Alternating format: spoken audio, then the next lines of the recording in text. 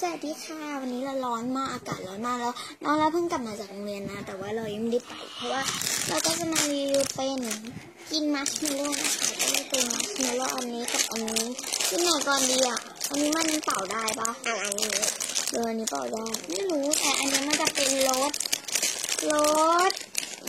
ที่นั่นนี่มันเป็นรสบับเบิ้ลกัมเฟเวอร์นะคะแล้วอันนี้เป็นรสวานิลา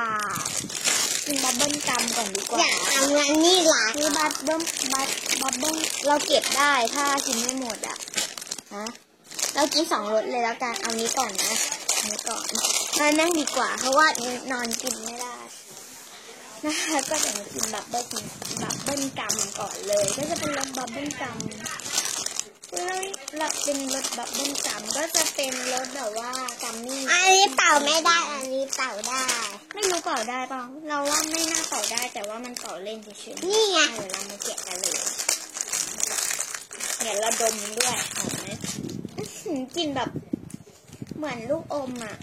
เรามีซื้อกันมาดูนะที่ BTS มันมีBTS เอาเข้าเลยก็จะเป็นสีนี้นะคะไม่รู้เหมือนกันหรือเปล่าสีชมพูกับสีฟ้าก็เดี๋ยวมันมีสีฟ้ากันไปเลยค่ะ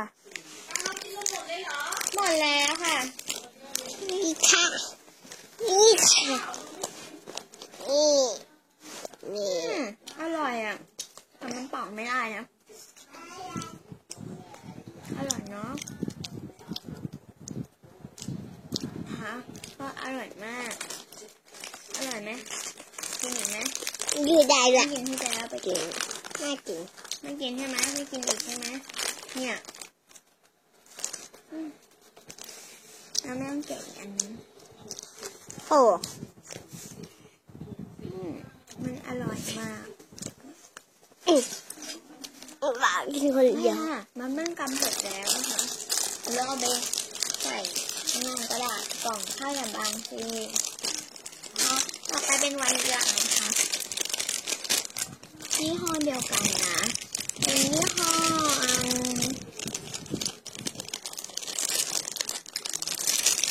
โก้นะคะก็กินไหมกินนะรสวานิลลาไม่รู้เดี๋ยวเราจะบอกว่าไหนอร่อยกลิ่นวานิลลานะไม่ชอบอ่ะ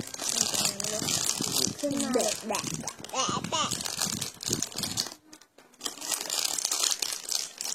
โอเคเอาไปเลยค่ะไปเลยอ้าว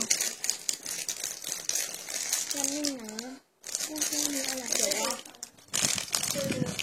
สีเขียวสีฟ้าเอ้าโอเคได้แล้วทั้งหมดก็เราไม่รู้ว่ามีรสเดียวกันอันแรกก็จะเป็นสีฟ้านะคะนี่เหมือนกันต่อไปก็จะเป็นสีเขียวสีเหลืองต่อไปก็จะเป็นสีชมพูสีเขียวอันนี้ก็จะเป็นสีเหลืองโอเคค่ะเดี๋ยวเรามากินสีฟ้ากันก่อนคือสีเหลืองค่ะเป็นรสวานิลลาเหมือนกันออกแบบวานิลลาแล้วว่าอันนี้อร่อยกว่ากัมมี่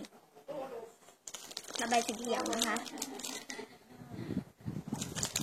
ให้ออกวานิลลาแต่นี่กลิ่นแรงกว่านะ